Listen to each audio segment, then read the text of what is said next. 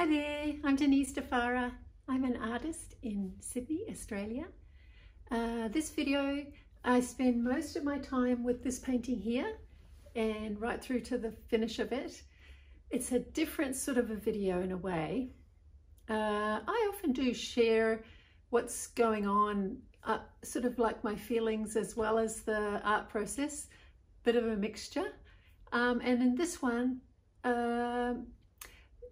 I sort of filmed a lot over 2 different days, and it started off with one, it's hard to describe, but it started off with quite a lightness and just kind of getting the shapes in and doing this kind of still life that I wanted to do.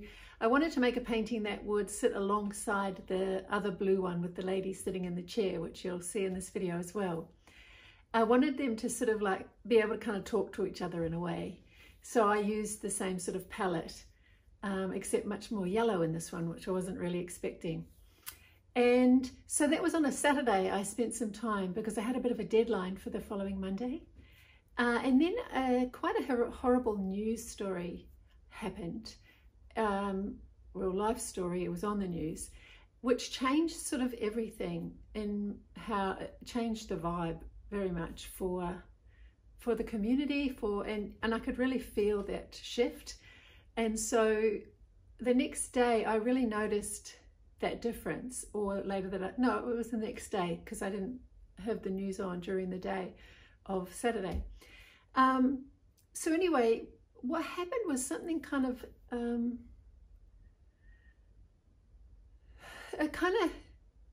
it was sort of deeply moving to me actually. And I had my camera going, and so I just chatted away, not looking into the camera, but sort of just shared my thoughts of what was happening. And I really felt this strong desire and wish that I could go home to my mum and have a cup of tea. Her mum's passed away several years ago. But from that, I realized that we can do that for ourselves with our own kind of self-parenting, I guess. You can take that hurt one in yourself in away for a cup of tea.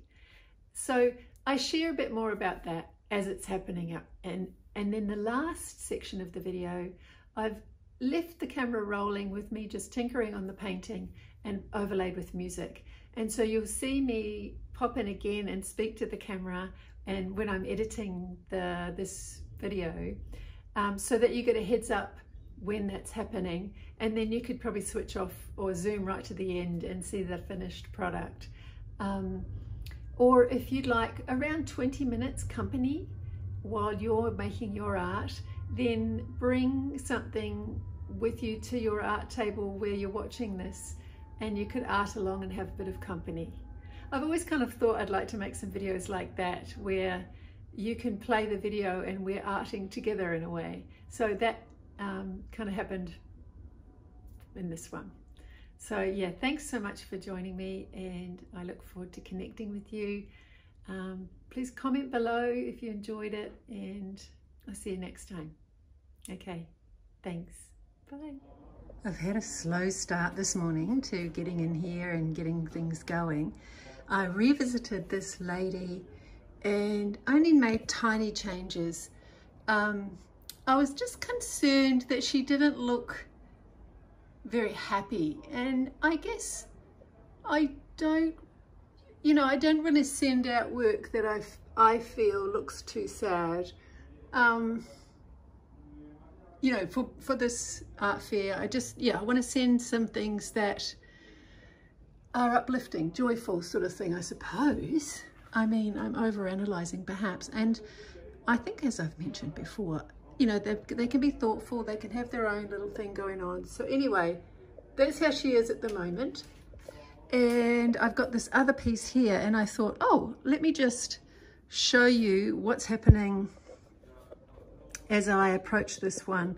I've had all kinds of notions, and then I just thought, let me just flick through my old sketch, or my last year's sketchbook, and I came across this sketch that I made of, I think it was a setup I actually had on my kitchen bench back in Queensland and I was particularly interested in the shadow shapes. Now the shadow shapes might not make a appearance in this painting, but I liked these shapes very much, and I know that that jug, it belongs to me. It's bright blue, deep blue. So that brings me back here. So what I have in mind is these 2 teacups, this jug with foliage in it, and maybe some daisies, and lemons in a bowl here. So that's the before, and I'll go ahead and see how to bring this about. I've decided I'm going to approach this first pass with paint pens. I bought this huge array of paint pens and I haven't used them very much really. So I've got the swatches over here so I can see the colours. I've got my design chalked out, so I'm going to see how I go with these. Here's a progress pic. I quickly abandoned the paint pens in favour of the Neocolor crayons because I wanted the loose lines that you can get with these, because what was happening when I did the lines with the paint pen is they just looked far too tidy and that annoyed me. So I just thought, oh, okay.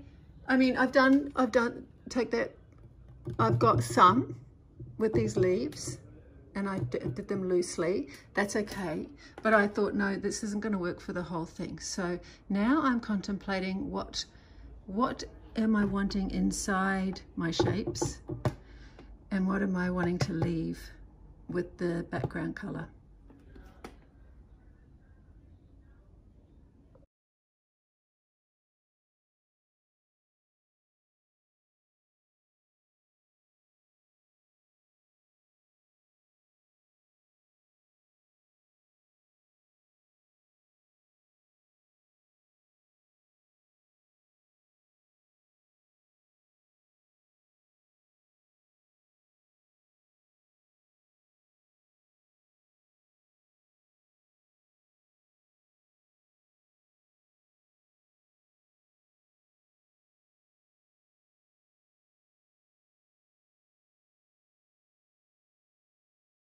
I had the best time doing this painting this morning, but I just feel like it's not quite singing to me. That background I've repainted I don't know how many times and it's sort of annoying me. My sweet husband came by and said, oh, what have you done today? And he said, oh, I think it would look really good with an orange or a golden background. So I'm going to go to the iPad with Procreate and give that a go.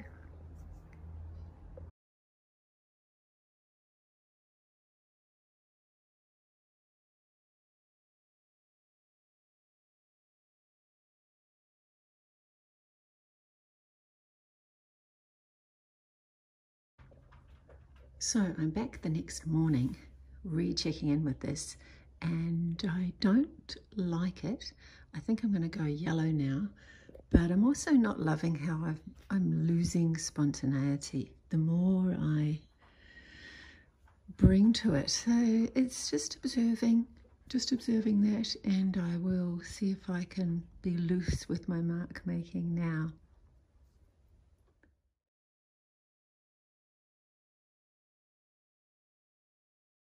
As I sat here and put another layer on the background, I was thinking about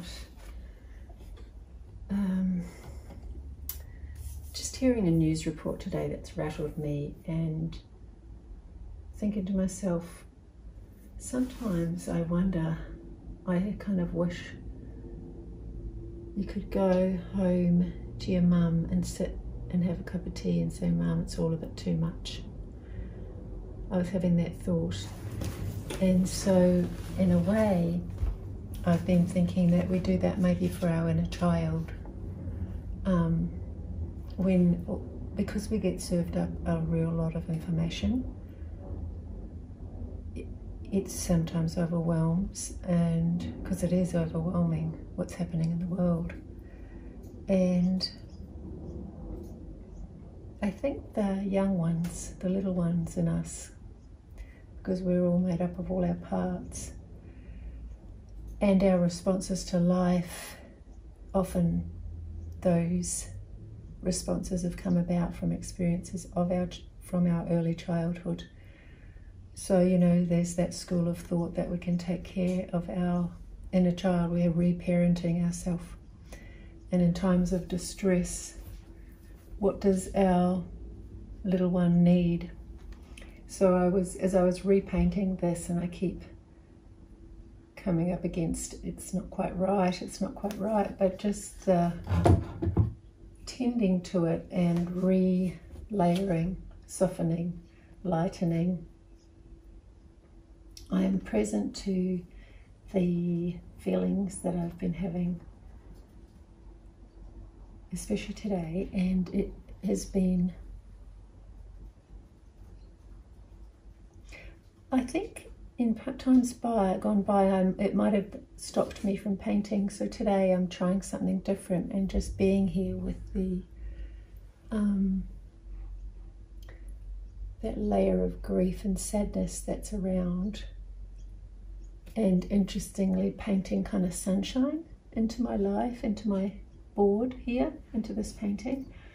So yesterday when I was making this, it was so joyful and light, and then I've heard this news report and it's the opposite of that. And so I'm asking of myself to finish this painting, to make it available for a list that I want to send to a show. And all of that sort of pales into insignificance when we consider the grief and horror of the world. So it takes a measure of being able to hold both the pain of the world and allow yourself to create beauty, to be able to weave both into our life. Otherwise, if we all get taken over by the horror and grief, we will live in a terrifying place all the time. So that idea of going home to your mum, having a hug and a cup of tea and telling her all your troubles and making it all right that day, just making it all right for you to go on. I'm speaking to creating a place like that for ourselves. And that's for me what painting can create for me, is that space of grace and self-kindness. And it's not at all denying the pain that's going on in the world. It's actually recognizing it and finding a way to be with it without it swallowing you and making you very sick and disappear from your own life and family. Because I think that means that the evil is winning, really. And so I don't want that to take over.